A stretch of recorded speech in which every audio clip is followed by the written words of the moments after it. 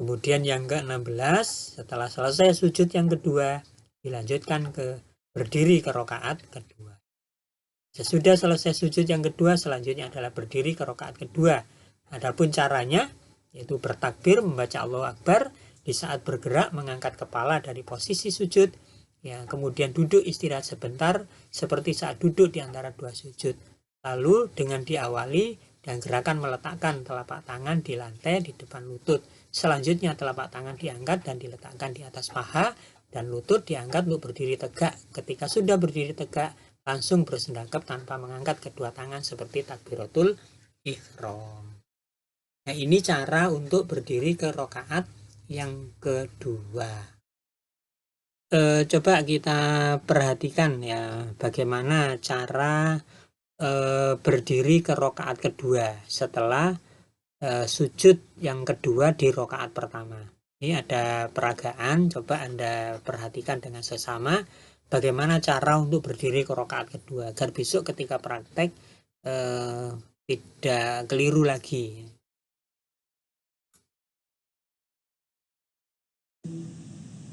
Allahu Akbar.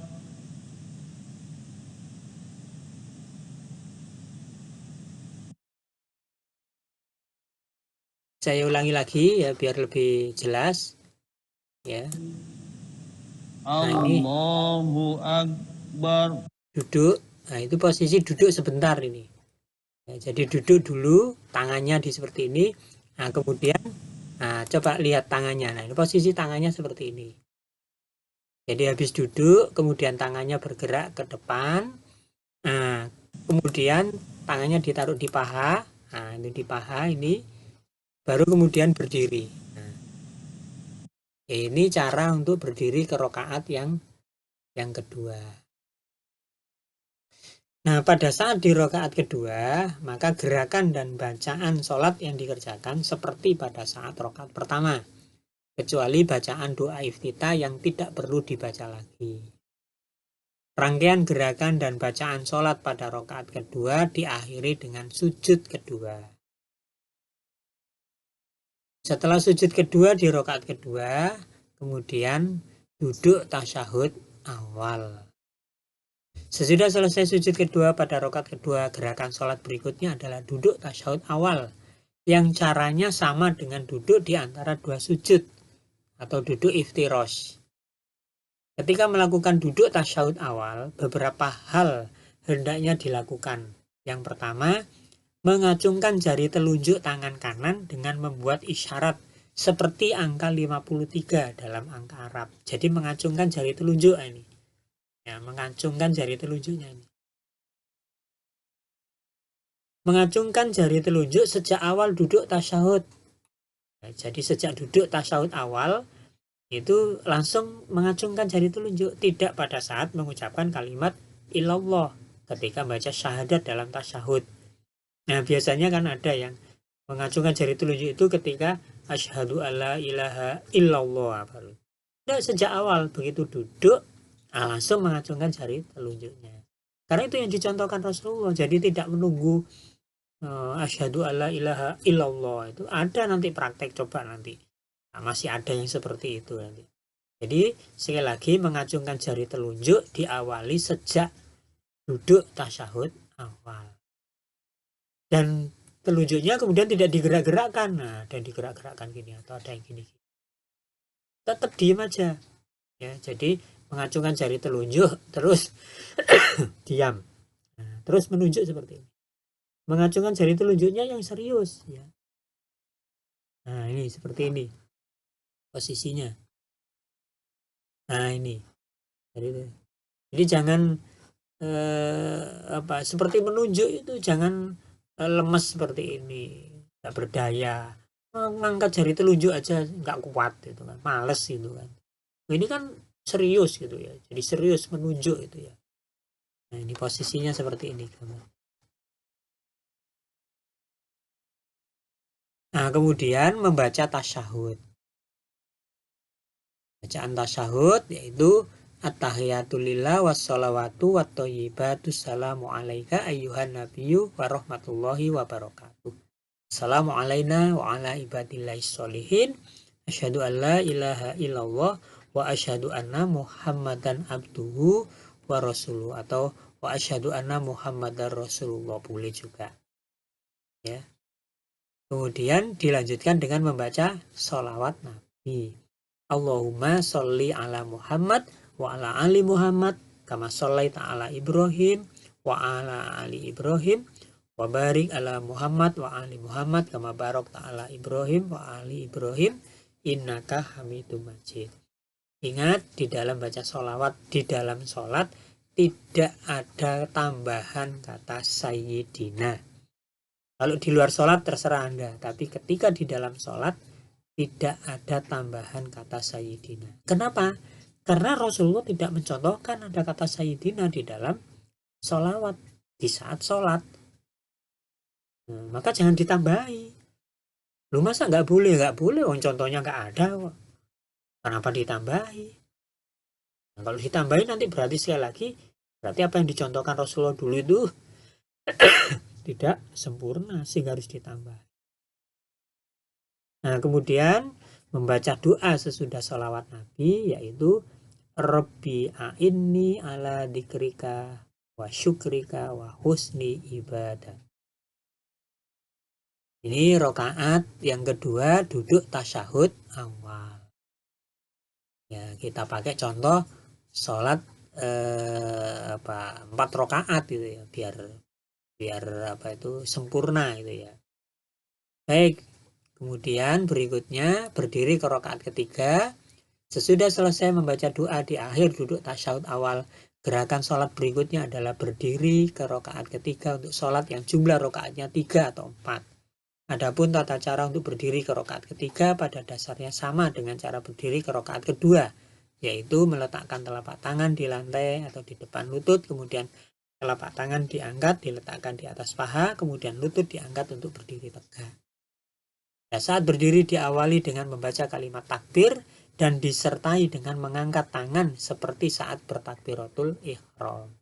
Kalau berdiri ke rokaat kedua tidak pakai mengangkat tangan, tapi kalau berdiri ke rokaat ketiga, rokaat ganjil, maka disertai dengan mengangkat tangan.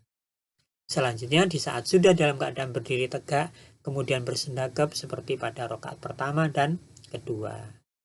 Selama pada rokaat ketiga, melakukan gerakan dan membaca bacaan sholat seperti pada rokaat kedua, kecuali bacaan ayat atau surat Al-Quran. Jadi yang dibaca adalah ta'awud, basmalah, Al-Fatihah, ta'min, kemudian ruku, i'tidal, sujud, dan seterusnya. Jadi tidak membaca surat atau ayat Al-Quran. Ini rokaat ketiga. Jadi rokaat ketiga itu hanya membaca Al-Fatihah saja. Yang sebelumnya diawali dengan ta'awud dan basmalah.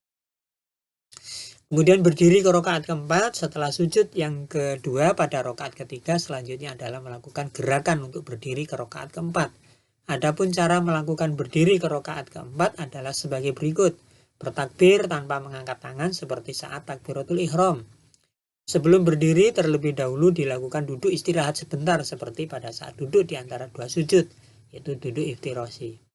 Untuk berdiri dari duduk istirahat dilakukan dengan meletakkan telapak tangan di lantai di depan lutut, kemudian kemudian telapak tangan diangkat diletakkan di atas paha dan lutut diangkat untuk berdiri tegak. Di saat sudah dalam keadaan berdiri tegak, selanjutnya langsung bersendagap seperti pada rokaat kedua. Selama pada rokaat keempat, melakukan gerakan dan membaca bacaan sholat seperti pada rokaat ketiga. Itu membaca ta'awud, basmalah, Al-Fatihah, ta'min. Ayat atau surat Al-Quran tidak dibaca. Ya. Jadi kemudian ruku, kemudian i'tidal, sujud, duduk di antara dua sujud, dan seterusnya. Jadi itu ada kekeliruan. Jadi surat atau ayat Al-Quran tidak dibaca karena ini rokaat yang keempat. Ya.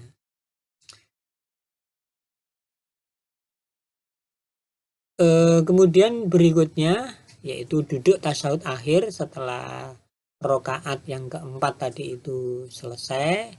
Kemudian dilanjutkan dengan duduk tasyahud akhir Gerakan berikutnya adalah duduk tasyahud akhir. Adapun cara melakukan duduk tasyahud akhir adalah dengan cara duduk tawarruk. Nah, kalau tadi duduk iftiros, nah yang sekarang ini adalah duduk tawarruk. Bagaimana caranya? Melipat telapak kaki kiri dan memasukkannya di bawah betis kanan.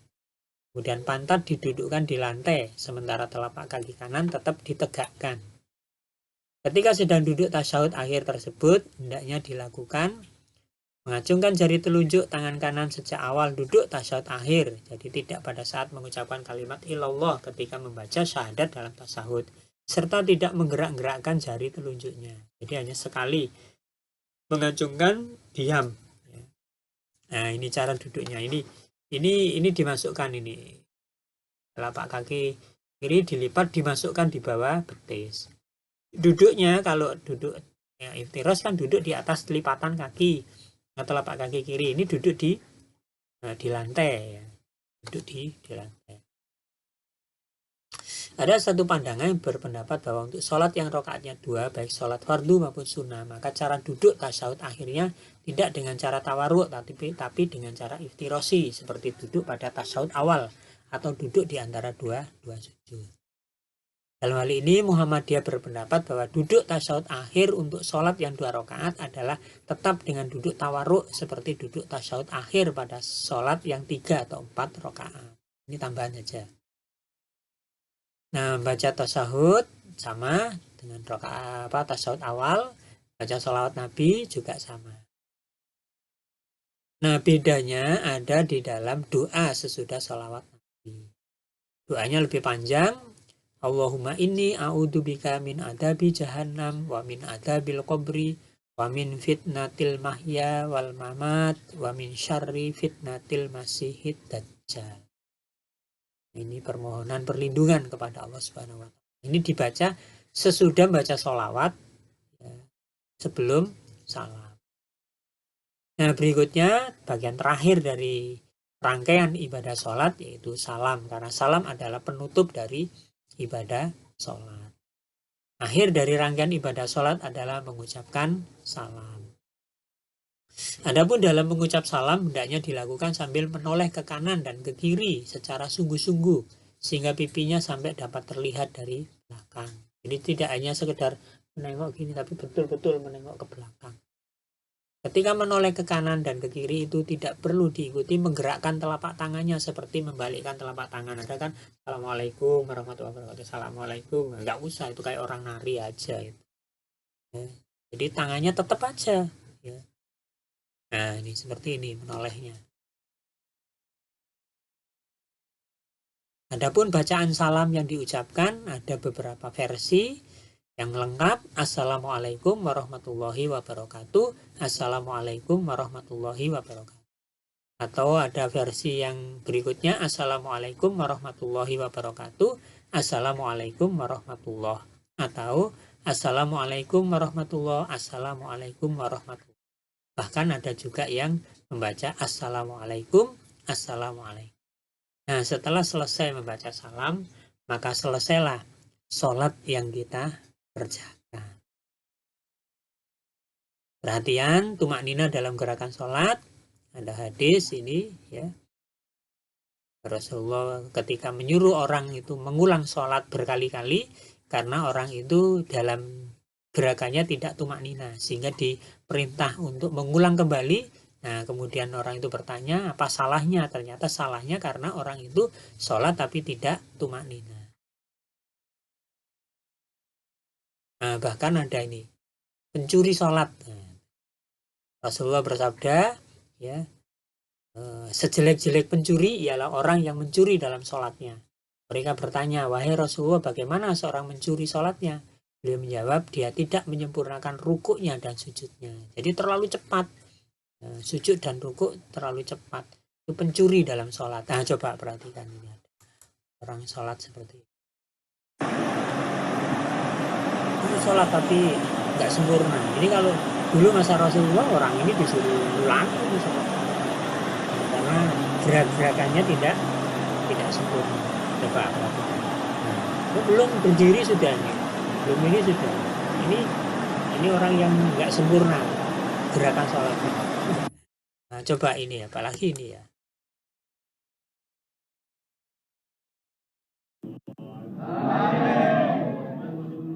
Coba Anda perhatikan, masa sholat kok seperti ini? Ini kan sholat dibuat main-main.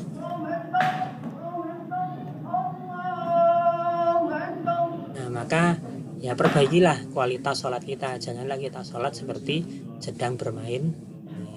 Saya kira ini materi fikih ibadah sholat, yaitu kaifiyah, tata cara melaksanakan ibadah sholat menurut tuntunan dari Rasulullah Shallallahu Alaihi Wasallam.